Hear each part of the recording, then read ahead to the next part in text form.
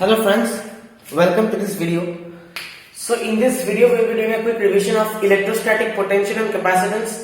So yesterday we dropped a video about electrostatics, electric fields and charges, the basic idea about and Gauss's law and those things. So today's topic will be electrostatic potential and capacitance. We'll just discuss the basics in we'll bring a quick revision. So what is the potential energy? Potential energy is basically the energy of a system by virtue of its configuration. Every system has a certain configuration. Now by virtue of its configuration, by virtue of its position, of its arrangement, the energy that is called a potential energy. So in case of electrostatics, the potential energy is the work done in assembling a system of charges. A system of charges, suppose you have a charge here plus Q, you have a charge here minus Q, you have a charge here plus Q. So to assemble these charges, first of all from infinity you have to bring the charge plus Q. These two charges are not present. From infinity you have to bring the charge plus Q. Then in presence of plus Q you have to bring another charge plus Q here. And then in presence of these two charges you have to bring another minus Q here. That is how you can calculate the potential energy. Potential energy is the energy stored, the energy required to assemble the system, and the energy of the system by virtue of its configuration. The work done in assembling a system is stored in the form of potential energy of the system, and potential energy is only defined for conservative systems. So basically, see, suppose we have a charge here plus capital Q. This charge is at rest. This is fixed. And suppose we want to find the potential energy. Suppose this is distance r. Suppose this is the point P. So potential energy of the system will be defined as, you have to bring a small charge plus small q from infinity to this point.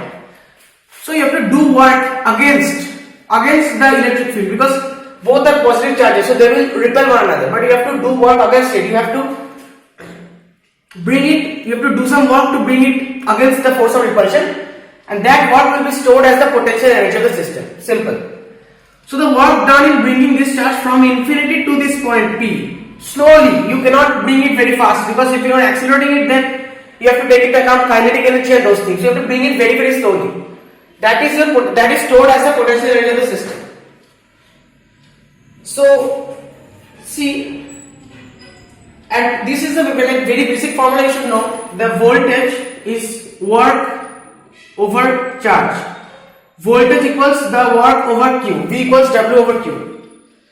So this is the potential difference. This is the work done, the work that needs to be done, and this is the charge that is being brought. Now this formula, it's a very intuitive formula actually. See, potential difference means the work done. So more the work that needs to be done, more the potential difference. So V is directly proportional to W. It is obvious. And this charge, see, the bigger charge means what? You can actually intuitively show that V is inverse proportional to Q, but this is actually, I will not show you the derivation, the actual derivation of this formula. But potential difference between 2 points is, suppose this is the potential of this point, means from infinity we are bringing the charge to this point. But if I ask you the potential difference between 2 points A and B, then the work done to bring the charge from B to A in presence of some other charge, that is the potential difference. In specific, but here it's not potential difference, it is just the potential, because we are considering infinity. So electrostatic potential at any point in a region with electrostatic field is work done in bringing a unit positive charge slowly from infinity to that point. So one thing let us do, let us try to write this in terms of electric field. So what is work done means, it's equivalent to energy.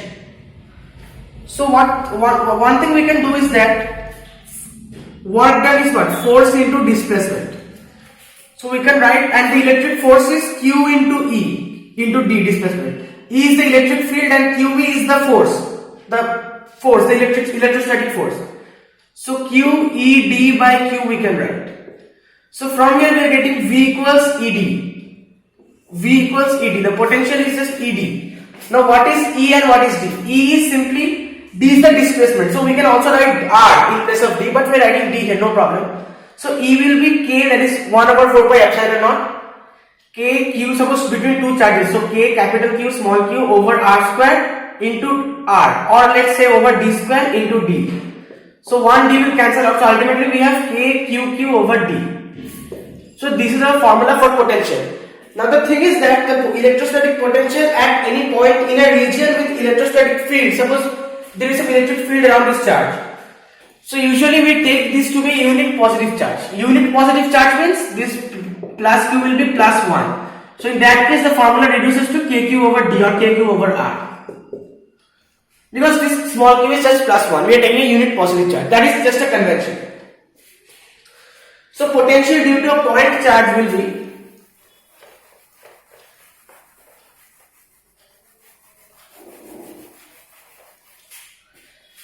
work done by the external field per unit positive q. So basically you have to do integration force into dr. So F dot dr, that is the work done, right? And we are doing integration because you are taking a small unit dr and you have to do the integration. So basically this is C, K, F is K Q Q over R into dr. So K Q Q is a constant. So integral R inverse dr. Now this is obviously you know K Q Q. Integral R inverse is R inverse plus 1. Wait a second. It's r to the power, it's r squared because this is the electric force, right? So it's r squared. So r to the minus 2. So this is r to the minus 2 plus 1 over minus 2 plus 1. Now r to the minus 2 plus 1 is r to the minus 1. And minus 2 plus 1 is minus 1. So minus k q q over r we are getting. So now this negative charge. So ultimately see this q is a unit positive charge. So this will become kq over r. And this negative charge, it has a story behind it. Like first of all you have to take cos 180, that will be minus 1. So ultimately this negative charge will not be there. So ultimately our potential due to a point charge will be kq over r. Potential due to a point charge is the work done by the external field per unit q. We are taking per unit, that is why this q is becoming 1 and we are getting ultimately k capital Q into r over r.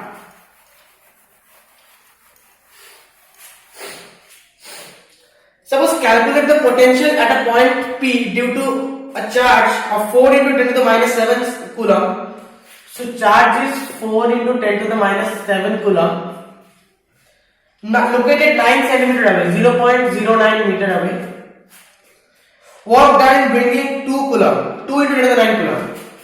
So this is the Q, this is the fixed charge, and this is the 2 into 10 to the minus 9 coulomb. Work done in bringing this charge from infinity to the point. So potential is, I told you, kq over r. So see, this potential due to this charge, that will be kq over r. So k is 9 into 10 to the 9, q is 4 into 10 to the minus 7, over r is the distance. So that is 0.09.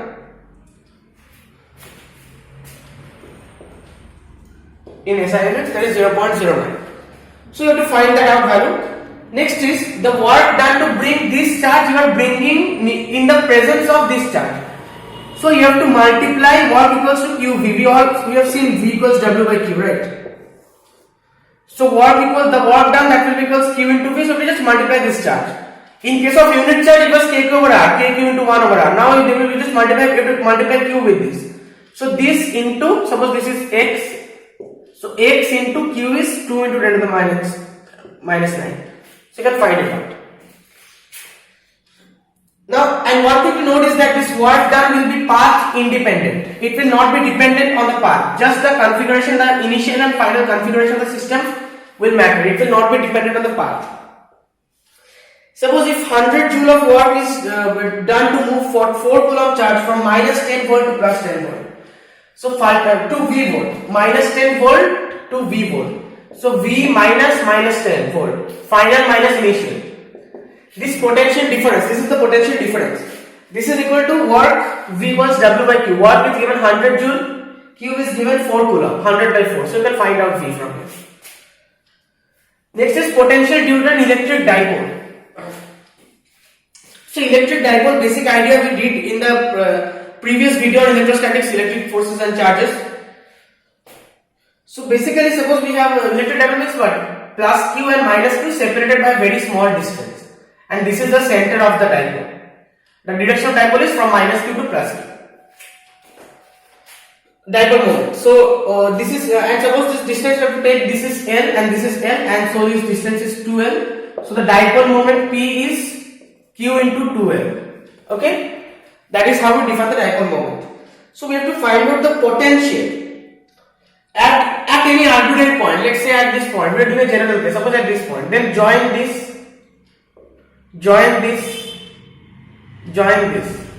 Suppose the middle, like from the middle point of the dipole to that point, let there be the radius r, and suppose this is r1, this is r2. Now this angle, let us say, is theta. We are taking any angle theta. Now this theta can be, theta is a variable obviously, and this angle is obviously 180 minus theta. So far, I hope there should be no confusion. Next is C. Due to minus q, we have to find the potential. Let us say that is V1 due to this minus q. So V due to minus q is V1. That is kq over r1 minus, obviously, k minus q over r1 because we have a minus q here. For V minus q, so k minus q over r1. So minus kq over r1. And similarly, V2 for this plus q will be kq over r2. Okay, kq over r2. This distance r2 from this charge. Now what we have to do, we have to just write the term r1 and r2 in terms of r. So see, r1, I think you are knowing this formula. R1 can be written as, this is not a right angle triangle. But if this was a right angle triangle, then r1 squared would have been L squared plus r squared. But this is not a right angle triangle, but rather this outward extended angle is theta. So in that case, we can write r1 squared is L squared plus r squared plus LR cos theta. This is a, like I cannot derive it here, but this is a formula. Sorry, 2LR cos theta. So this we can write. Similarly for R2 squared, we can write for R2 squared means for this above triangle, then the extended angle is 180 minus theta. So we can write L squared plus R squared plus 2LR cos 180 minus theta. So this is how we have to convert it in terms of R and L. So now the potential will be V, the total V will be K cube, we can take common. So see, first of all we have to subtract, but what from what? This is nearer than this, so this from this we have to subtract. So K cube common 1 over R2 minus 1 over R1, minus minus, so plus 1 over R1.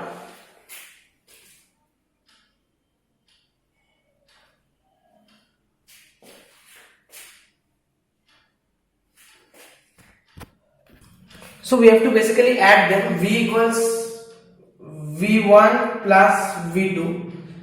So that is 1 by R2 minus 1 by R1, right? Next we have to do, what we have to do is we have to divide this by L squared. So R1, just take R squared common basically. So 1 plus L squared over R squared plus 2L cos theta over R. Now L squared over R squared, see L is very small. We know this for a dipole as compared to R. So L squared over R squared term can be ignored. Similarly R2 squared we can write R squared common 1 plus, this term can be ignored. So 1 plus 2L by R. See cos 180 minus theta is what? So ultimately see, this will become cos 180 minus theta.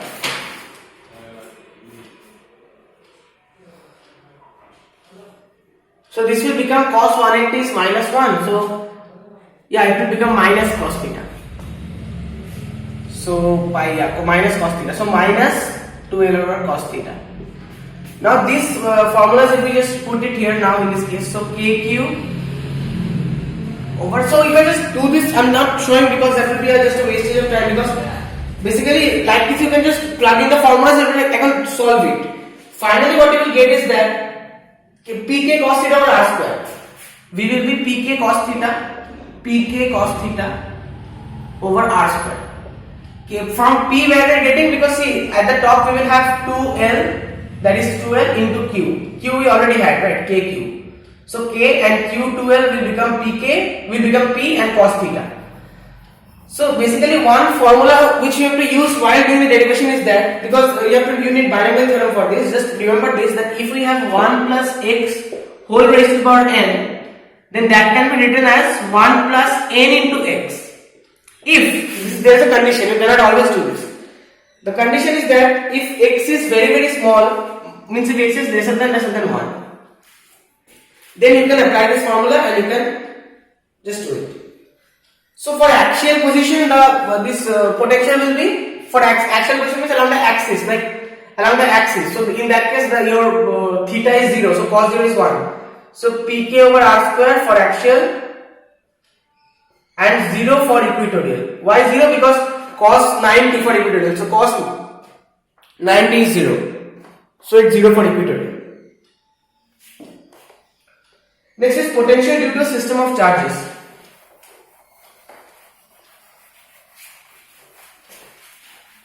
So this was a bit calculation intensive, that's why I didn't show you the full derivation. Otherwise there was nothing new in there. If you knew the formula to apply about binomial theorem, there was nothing new in there. Just the concept, you have to divide it, take r square common, and you have to ignore the term l square over r square, because that's a second order term, that will be very small, because l is very small as compared to r. Potential due to a system of charges. So suppose we have a system of charges. So basically just simply that it will be added up. For a system of charges, the potential will be added up. So let's do one question. 4 microcoulomb and minus 2 microcoulomb charges are 1 meter distance, where the potential will be 0. So 4 into 10 to the minus 6 coulomb and minus 2 into 10 to the minus 6 coulomb. They are kept at a distance of 1 meter. So suppose let us say where the potential difference will be 0. They are asking. Where the potential will be 0. So let us say the potential will be 0 at x. This will be x and this is 1 minus x, obviously. So let us say it will be 0 at this point. Now at this point you have to find the potential due to this and due to this. Now obviously at this point both the potentials will be equal. I mean the potential due to this charge, like k into 4 into 10 to the minus 6 over x squared over x, not x squared, will be equal to minus k into minus, because it was a minus charge, 2 into 10 to the minus 6 over 1 minus x squared. So from here you can find the value of x. K we know what is k, 900 to the 9. So that's it. Next is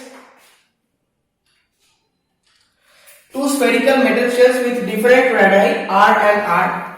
This is a very nice question. Two spherical shells with different radius. Suppose this radius is r, small r, and this is capital R, are far apart and connected by a thin conducting wire.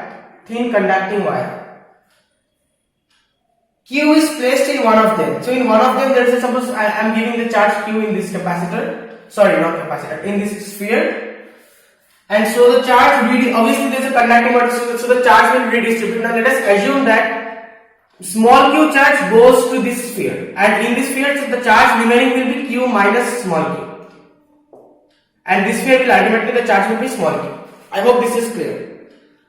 So the charge will redistribute equally between the sphere. So then how much the charge in the sphere with the radius r? So how much the charge in this sphere? Now this q minus q we have to write in terms of r, obviously. Now see, the thing is that the potential will be same. The potential of this sphere will be equal to the potential of this sphere.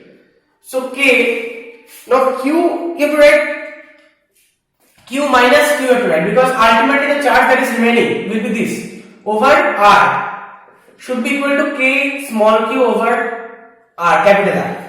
So now you can just find a relation for q minus, that is k cancels, that will be q r over capital R.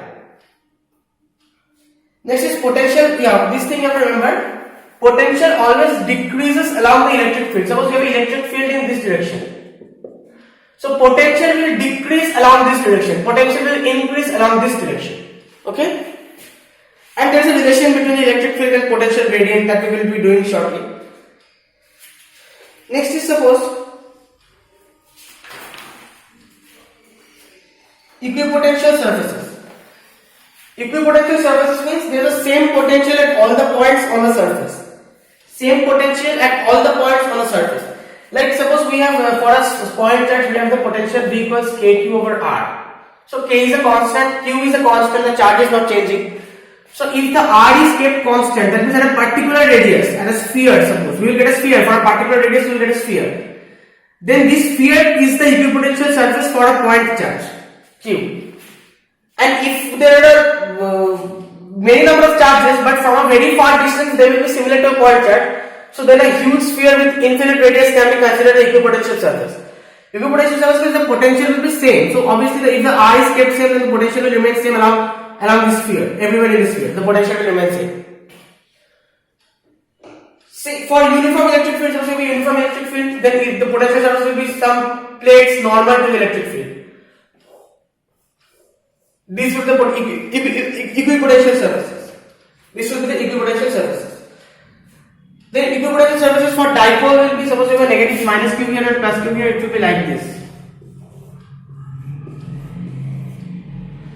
For two plus charges, it will be like this.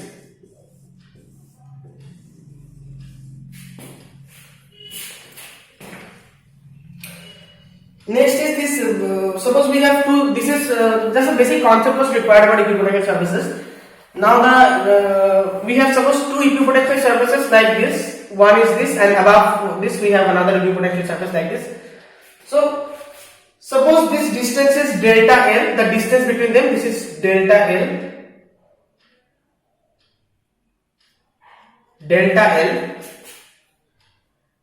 and here the potential is V and here the potential is V plus delta V. Okay. And the electric field is suppose in this direction, E, above. So suppose a plus q charge is moved against the electric field. A plus q charge is moved against the electric field means from top to below, like in this direction. It's moved from this point to this point, suppose. This q charge is moved. So work is done against the electric field and this work will be E into delta L. See, delta L is the displacement and what is Q into E, that is force into displacement. So Q E delta L. Now I told you a unit positive charge is being moved. So that means Q is 1. So that is just E dot delta L. I hope this is clear. QV is the force, so force dot displacement, that is your work. Right. So that is now V minus V plus delta V equals, so basically from here what you will get is that E equals minus del V, or let's write like this, by del L. So this is our relation. This is the relation which I was talking about, potential gradient, the relation between electric field and the potential. E is always minus del V over del L. So suppose potential difference, suppose some function is given to you 10x cube plus 2x square plus 3x, suppose something like this is given to you. So suppose they have asked you to find the electric field at some particular point, so you can easily do that. You can just differentiate this with respect to x. Suppose distance is x, so you can differentiate with respect to x and find the answer. So it is just the derivative of v with respect to L, but the negative of that. There will always be a negative sign. This you have to remember. Now this potential energy for us, now this is C. If for 3 dimensions you can just write in terms of partial differential. Like E equals minus del, this is partial differential.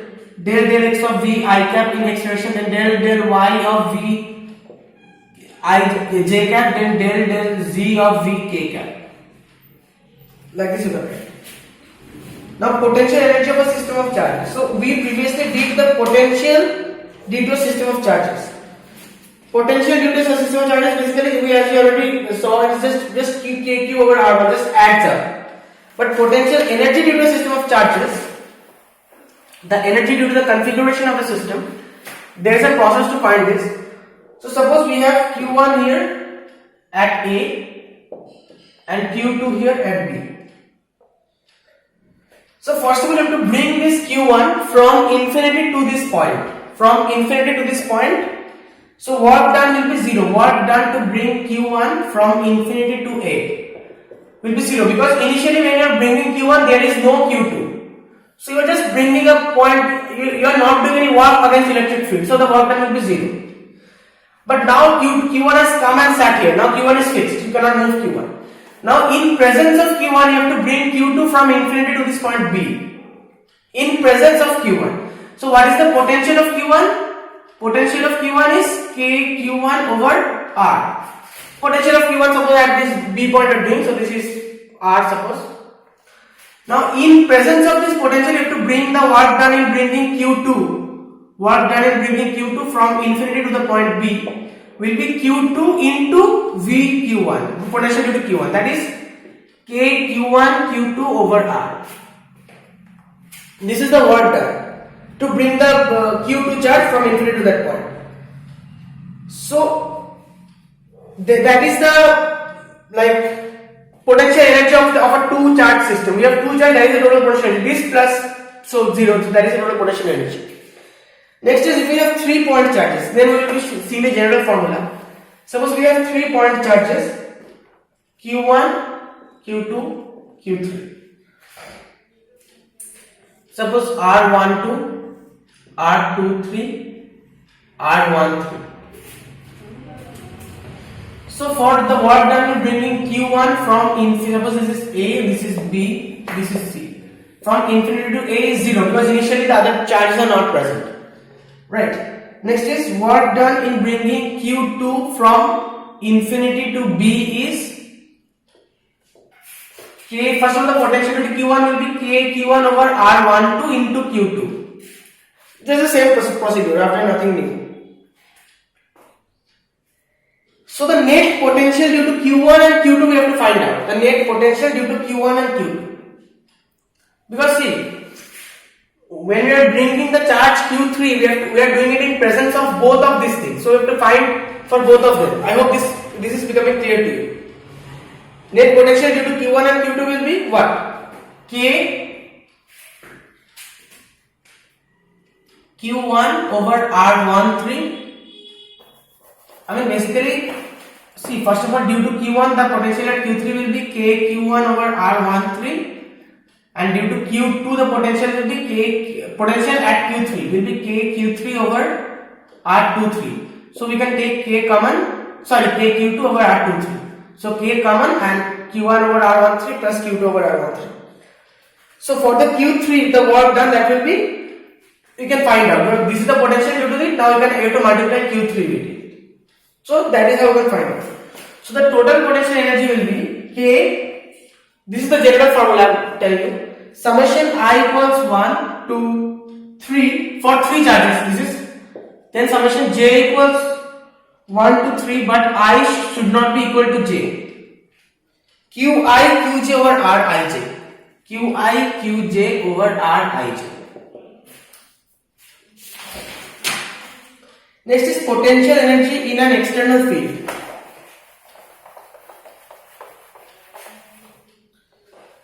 So potential energy of a single charge is W equals QV, we know this. Now from here there is a concept of electron volt.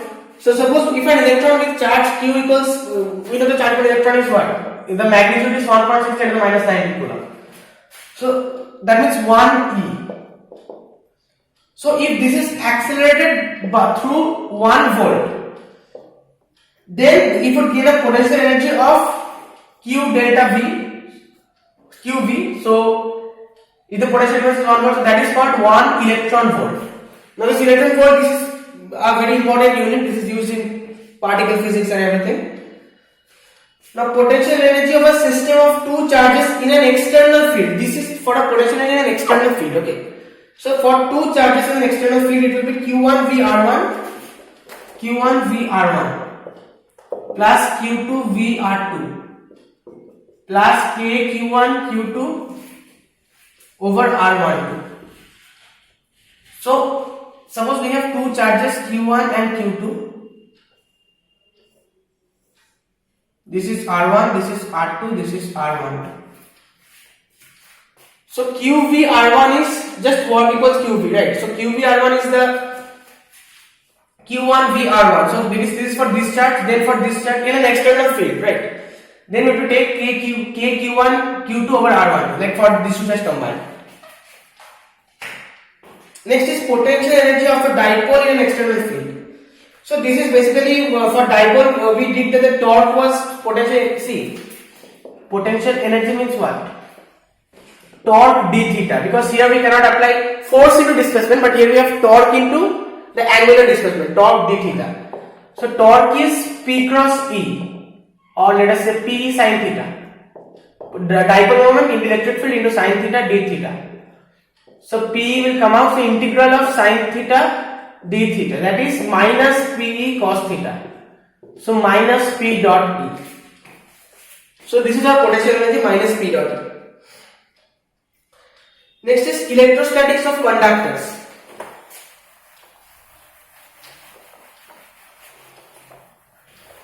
So we all know what conductors and insulators are basically.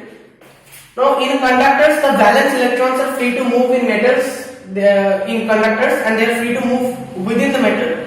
So in an external field, the electrons will drift against the direction of field. Inside the conductor, this is the most important point, inside the conductor, the electric field will be zero. At the surface of a charged conductor, electric field must be normal to the surface at every point. The interior of a conductor can have no excess charge in static situation, and excess charge must reside at the surface. Electrostatic potential is constant throughout the volume of the conductor and has the same value as inside on its surface. No work done in moving test charge. So electric potential will have the same value, because if there is no potential difference, electric potential must have the same value. So the value of electric field is basically given by sigma over epsilon naught. So electric field at the surface of a charged conductor, and then with the concept of electrostatic shielding or Faraday cage. So like have you ever wondered like how, suppose when lightning strikes an airplane, what happens? So the thing is that the body of an airplane is made up of conductors. So when you are sitting inside the airplane, lightning cannot do anything to you, because the concept of Faraday cage is that the electric field inside the conductor must be zero. So even if lightning or some charge hits the conductor, it will be distributed around the body. It will not enter inside the conductor. It will not enter inside the airplane. That is why it is said that during a time of lightning, it's better to sit inside the car, because the car is the conductor. Inside it, electric field has to be zero. Inside it, there can be no harm. So that is concept of electrostatic shielding.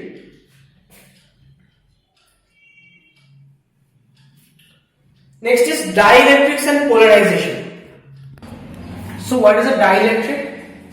Dielectrics are basically substances that do not conduct electricity. They are non-conducting substances.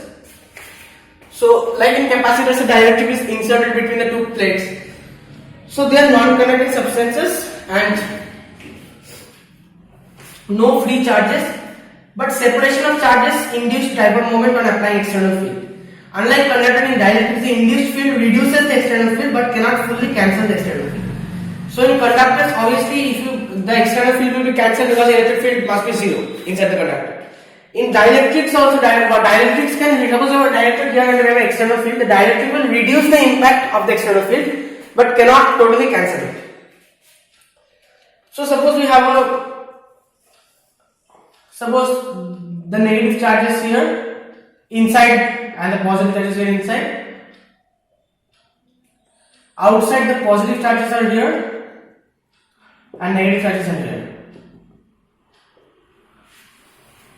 So the internally electric field is from positive to negative, so E internal, but the external electric field is from in this direction. So E net will be E external minus E internal. So you see, E external is being reduced. We are subtracting E internal from it. So originally E external will be, obviously E external will be greater than E net, and E external divided by E net, the final, that is your called dielectric constant K. So we saw this in the previous chapter also, like it's divided by factor of K, like E net equals E external over K. So E external equals E net over K. So that we saw. It's also called epsilon r. It's also called relative permittivity. Now there is some concept about polar and non-polar molecules, but I will not be discussing it here. So dipole moment per unit volume is known as polarization. Dipole moment per unit volume, that is known as polarization and denoted by the letter capital P. So the formula for P is epsilon naught chi. This is chi or chi, something like that. It's actually what is this? It's written like an X, so let me write it like an X only. Epsilon naught E, that is the electric susceptibility of the dielectric. It's a constant which is characteristic of the dielectric. It's the electric susceptibility of the dielectric. We will also do magnetic susceptibility in the next few chapters into E, the electric field. So this is the formula for polarization. Now dielectric strength is the maximum electric field a dielectric can withstand without breakdown of its insulating properties. So obviously dielectric has insulating properties and it's using capacitors. The maximum electric field that a dielectric can withstand without the breakdown of its insulating properties, that is known as dielectric strength. Next is capacitors and capacitance. So what is a capacitor? A capacitor is simply, like we will be mainly focusing on a parallel plate capacitor. So capacitor is simply a system of two conductors separated by an insulator, like a dielectric type of thing. So even a single conductor can be considered a capacitor if you assume that the other is at infinity and it's separated by some insulating medium. So basically the formula for capacitance means the capacity depends.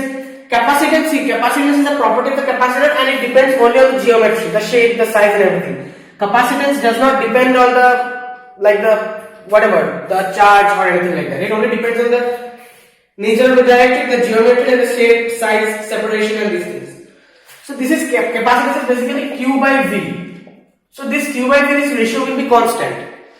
And so see, if the voltage is small, then Q basically C. So we can write Q equals CV. So if the voltage is small, then C will have to be very large. So a large amount of Q. For a large C, V is small and given Q. So a capacitor with large capacitance has the capacity of holding a large amount of charge at relatively small voltage. So capacitance is the capacity to hold the charge, to hold two separate charges without neutralizing them, because there is an insulating medium in between. Right? Because capacitor means what? Suppose we have two plates here, so this is positive charge, negative charge, but there is a dielectric medium, insulating medium. So these two cannot. The charges will not be conducted basically. So the charges will be stored in this form. This is what a capacitor does, stores the charges. And the symbol for capacitor is just this. For a voltage it is this, for a capacitor it is two equal sized plates. So parallel plate capacitor means two large, these plates should be very large, two large plain parallel conducting plates separated by a small distance. This distance should be very small, this distance. So first of all, we can take the intervening medium to be vacuum, and then we can insert a dielectric in the between the two plates. So basically, if the area of the plate is A and the volume is in the previous chapter we did that, like for an infinite sheet sort of plate sort of thing, the electric field is sigma over 2 epsilon naught. We did this thing, right?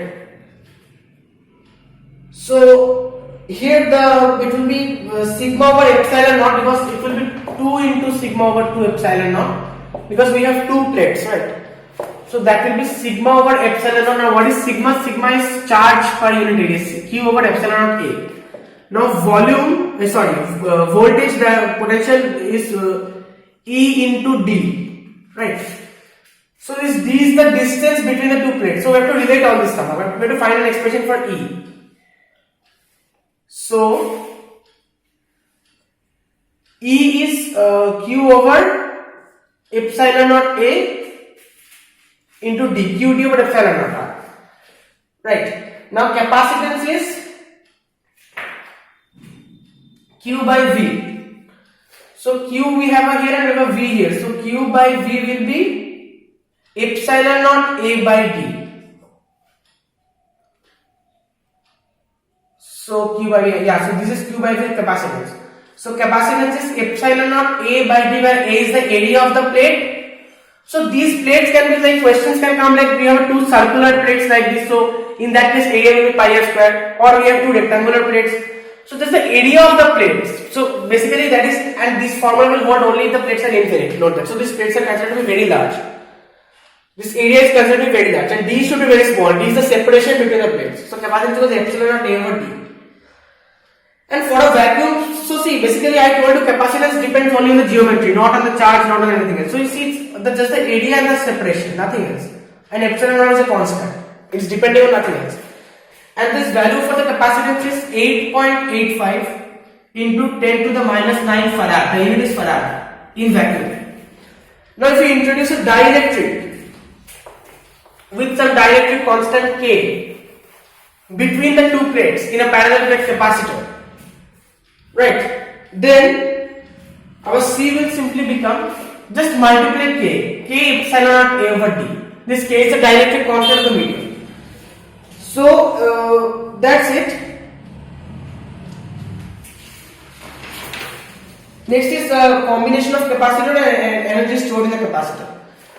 So we have did the combination of resistors in series and parallels. For combination of capacitors, suppose we have some capacitor in series.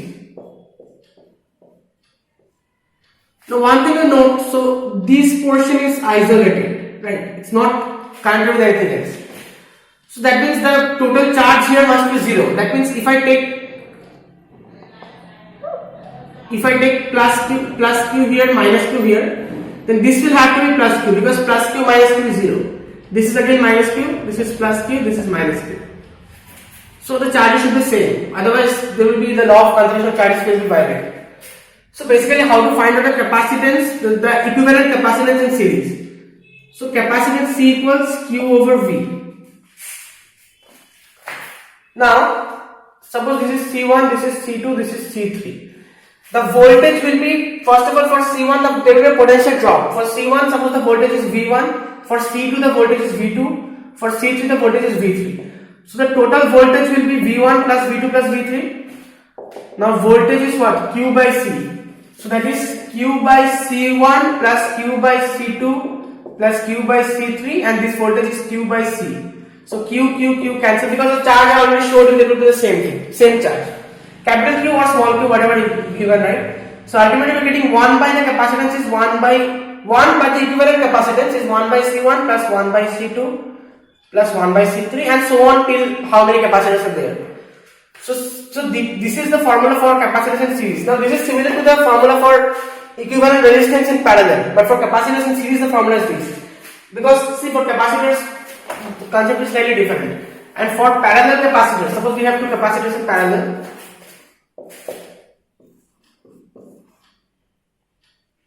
Connected to some voltage. So in this case what will happen, the voltage around the two will remain same, the charge will divide itself into two parts, right? I mean, for a parallel capacitor is in parallel, the charge will divide itself into two parts, right? So Q will be Q1 plus Q2. So that is Q is CV and this is C1V plus C2V. Why am I adding V? Because voltage in this case will be the same thing. Potential across these 2 points is the same. The potential difference will be the same, right? We already did this concept while doing resistance.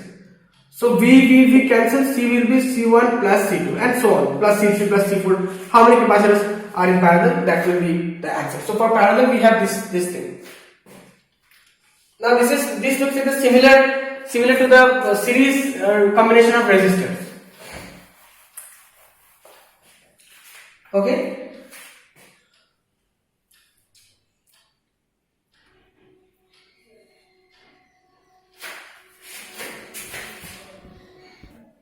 So suppose you have to find the equivalent capacitance. So this and this they are in series. So series means 1 by C dash, let us say, is 1 by 10 plus 1 by 10 plus 1 by 10, that is 3 by 10. So C dash will be 10 by 3. Now this is, suppose we have drawn it like this, C dash and we have 110 here. So these two are in parallel. So the final C equivalent will be 10 plus 10 by 3. Now suppose they have asked you to calculate the charge on each capacitor. So the potential difference is 500 volt. The potential difference along these two lines. So for C equivalent, like for not for C equivalent, suppose this is C and this total is C dash and C equivalent is C dash plus C. So for C, the voltage is what? Q equals Vc. So voltage is Q by C. Now we have to find the Q on C, suppose. So that, let us say Q over, this is 10. Now here the voltage is 500 volt across this point and this point. So Q is 5000. We can find it out easily. But for this point, for the total voltage from this point to this point, the voltage is 500. So 500 will be equal to this one, like Q1 over C plus Q2 over C plus Q3 over C. I hope you understood this point. And the charge will be the same basically, because all these forces, the capacitance is the same. But for these three capacitors, the potential difference is 500 volts. So you will apply this formula. I hope this is clear. Next is energy stored in the capacitor. So how to find the energy stored in the capacitor? So energy stored in the capacitor, see what is the work done? Work done is Q into V. So suppose dQ equals Q into dV. So integral dW equals Q into dV. So W, the work done will be integral dW. That is integral Q into dV. Right. So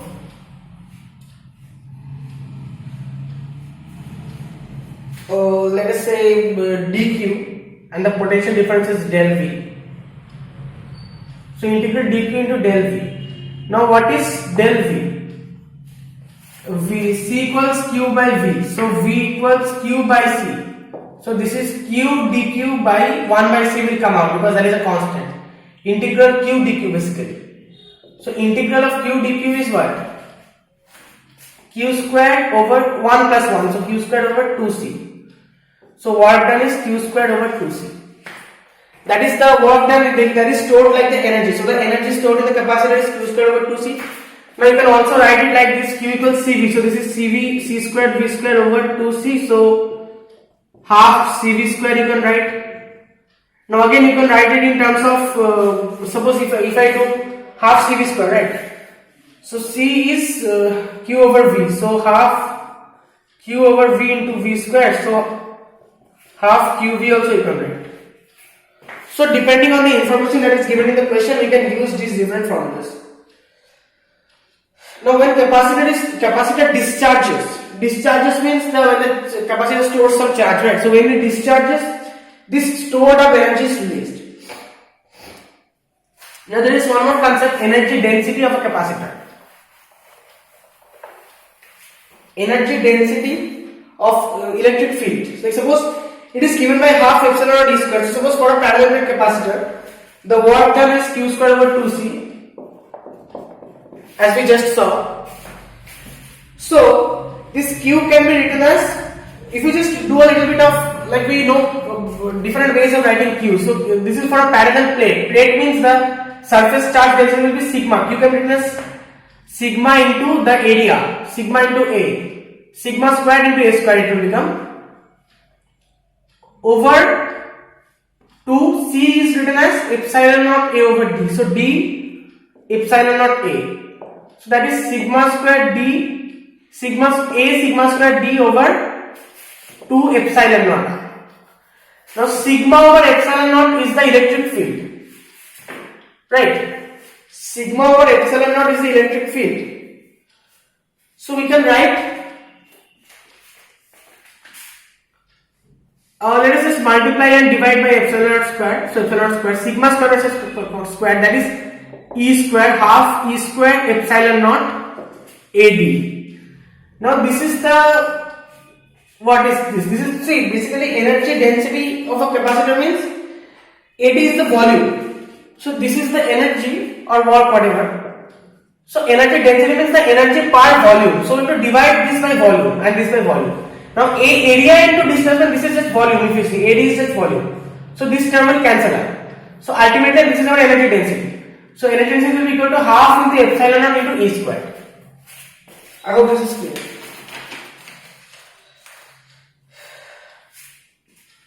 Next is we will just do a few questions and nothing else. Like we are almost done with the chapter, the concepts. And there is one more formula, the loss of energy. So, yeah, suppose the common potential, suppose C1 and C2 connected by some conducting, and suppose V1 and V2, the voltages. So ultimately, the flow of charges will continue till V1 will be equal to V2.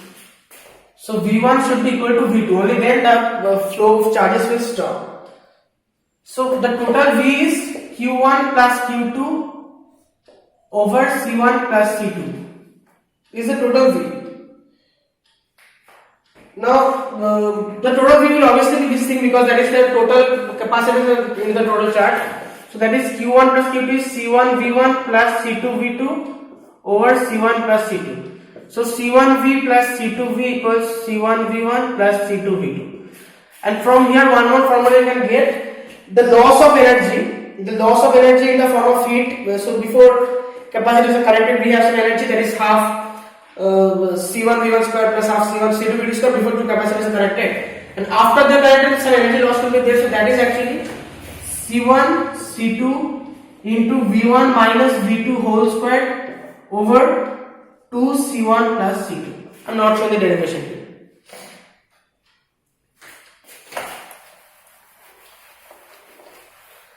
Now suppose the total work done by battery to charge the capacitor, find the heat in the process.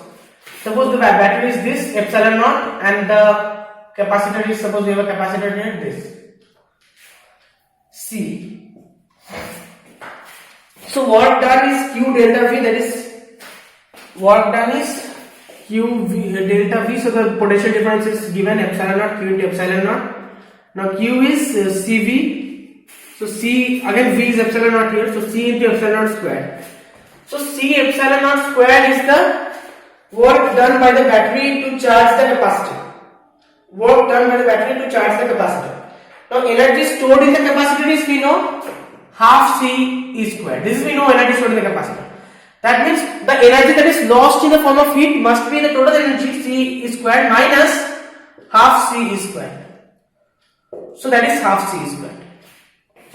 Okay.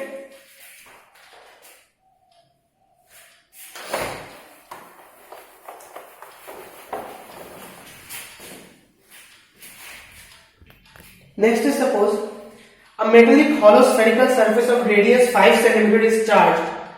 Metallic hollow spherical surface of radius 5 cm that is charged such that the potential on its surface, potential on its surface is 10 volt. So what the potential at the center is? So this is just a conceptual question. So we already discussed that the potential should be the same at the surface of the center. So the potential at the center will also be 10 volt. So otherwise the potential must be the same. Otherwise there will be some potential difference which is not possible. Next is a positively charged particle is released from rest in a uniform electric field. The electric potential energy of the charge. The electric potential energy of the charge will it remain constant, will it increase or will it decrease? It will obviously decrease because it is released in an uniform electric field, and a positively charged particle, the charge moves along the electric field, so it will, and the potential decreases along the electric field. We know that, so it will decrease. Next is the potential of a large liquid drop when 8 liquid drops are combined is 20 volt. So suppose first of all we have 8 small q charge and that is equal to 1 large q charge. So this voltage is 20 volt and this is voltage is 8 into something. Actually not like this voltage we cannot find like this. So one thing we can write 8q equals capital Q. For 8 small drops combined into a large drop with charge capital Q. By charge conservation we can write 8q equals capital Q. Next is combined voltage is 20 volt given, so find the potential of each single drop. Now suppose the radius of this was r and this was capital R. So 4 by 3 pi r cube. 8 into 4 by 3 pi r cube is 4 by 3 pi r capital R cube. Just the volumes must equal, right? So 4 by 3 pi cancel. So 2r whole cube will be equal to capital R cube. So 2r equals capital R. Right. Now voltage we can write. What is the voltage? Voltage is K this voltage is 8 kq, k into 8q, right? Over R is 2R, over 2R. So that is 4 kq.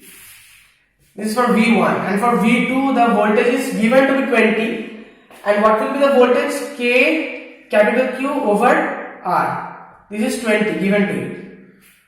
So V2 by V1 is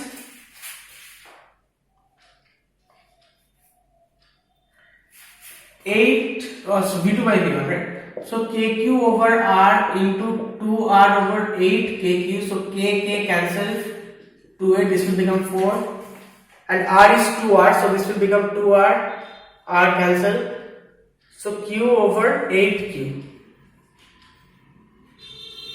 is equal to,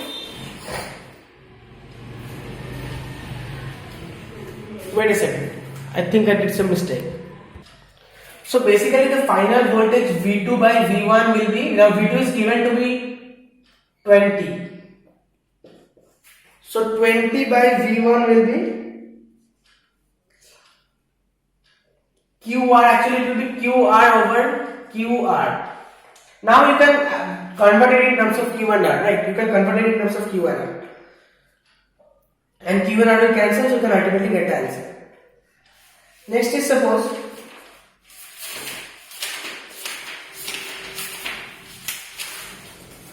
equipotential surfaces at a great distance from a collection of charges whose total sum is not zero are approximately spheres, because I told you from a great distance they will be almost similar to a point charge.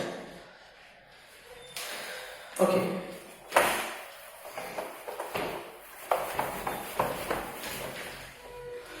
Next is this graph.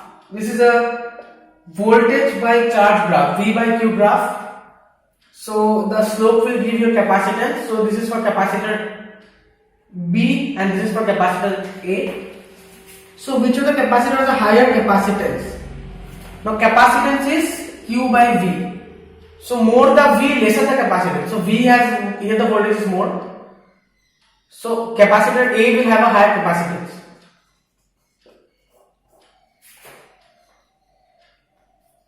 So yeah.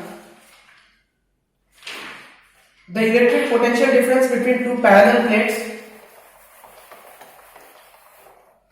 The electric potential difference between two parallel plates is 2000 volt. So we know the potential difference.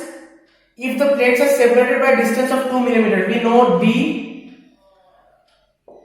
and we know then what is the magnitude of electrostatic force on a charge of 4 into 10⁻⁶ coulomb. So we know the charge. And we have to find the electric force. So F equals QE, that is QV by D. All these things are given to you. Next is the parallel plate capacitor has circular plates of radius 8 cm and plate separation 1. So we know the area is pi r square, and epsilon naught we know, and separation we know. So the charge on the plate is potential difference applied is 100 volts. So capacitance is epsilon naught A over D. We can find out, and charge is capacitance into voltage. So voltage given to you, capacitance you can find out, you can find the charge.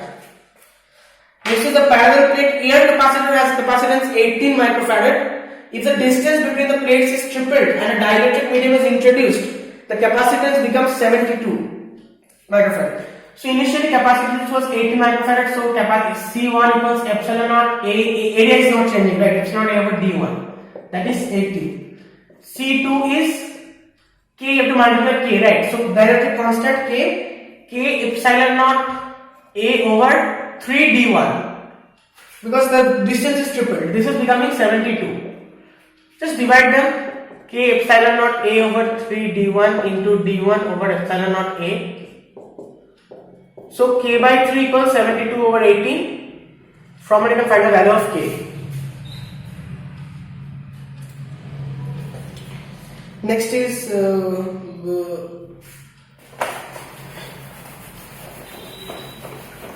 this is a very nice question. A parallel plate capacitor is made by stacking n equally spaced plates connected alternately. So n equally stacked plate connected alternately. So if the capacitance between any two plates is C, then the resultant capacitance will be n minus 1 C. Connected alternately means like this. Like series connection sort of. I think you can understand series connection sort of. Okay. So the series connection means n minus 1 into C, because resultant there are n minus 1 plates. So the you have to just sorry, it's a parallel connection. I was confused. So parallel plate capacitor is made by stacking n equally spaced plates connected alternately. So it will be a parallel connection. Next is the potential energy of a charged parallel plate capacitor is U naught. If the slab of dielectric constant K is inserted between the plates, the new potential energy will be U naught by K, obviously. Next is electrostatic potential energy is stored in the dipole when it places the electric field. The energy is maximum at C, it is minus P E cos theta. So cos 0, so cos 180, because cos 180 is minus 1, so minus will become positive. So that maximum at cos 180. Next is the electrostatic potential on the surface of a charged conducting sphere is 100 volt. So we have a charged conducting sphere on the surface, the electrostatic potential is 100 volt. Two statements are made in this regard. S1 at any point inside the sphere, the electric intensity is 0. S2 at any point inside the sphere, the electrostatic potential is 100 volt. So S1 is true because any point inside the sphere, conductor is 0. And S2 is at any point inside the sphere, the electrostatic potential is 100 volt. That is also true because the potential must be the same. The potential must be the same, both inside and at the surface. And S1 is the cause of S2. Yeah, S1 is the cause of S2 because see, dV by dr minus, that is the electric field. So if the potential is same, if suppose V is constant, then this dV by dr is 0. So electric field is 0 in that case, right? So that is why the electric field is 0. So both the statements are true and the one is the cause of the other. Next is suppose just a capacitor, resultant capacitor. Suppose this is point A and we have like this an arrangement of capacitors. This is C1, this is C2, this is C3,